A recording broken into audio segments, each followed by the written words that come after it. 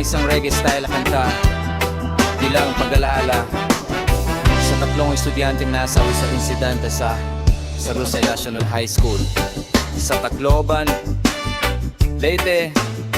Ang kanta ay nakatuon sa pagdadalamhati, pag-asa at kapayapaan.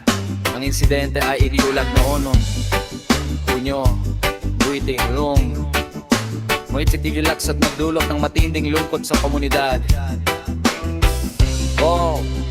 Tatlong bituin sa kalangitan, di malilimot kailanman. Mga ngiti niyong iniwan, mananatili sa puso ng bayan.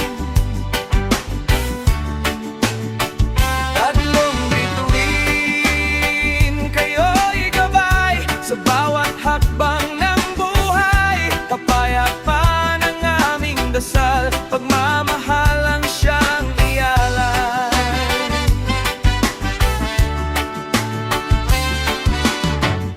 Mga kaibigan ay nagtipon, nagdasal para sa kahapon. Mga pangarap na di natupad, sa alaalay mananatiling buhay. Huwag hayaang galit ang manaig, pag-ibig ang ating isigaw. Magkaisa, magtulungan upang sugat ay maghilom.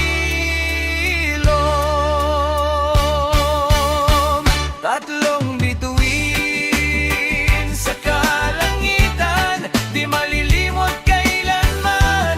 Mga ngiti niyong iniwan, mananatili sa puso ng bayan. Sa hangin ay maririnig mga awit ng pag-ibig. Tatlong bituin, pahinga na habang kayo'y aming inaalalay.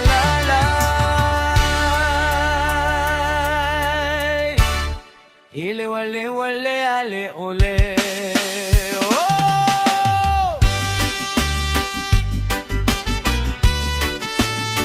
Para sa mga biktima at kanilang mga pamilya, nawal kang ngayon ng lakas, kapayapaan at pag-asa sa gitna ng pagdadalaman.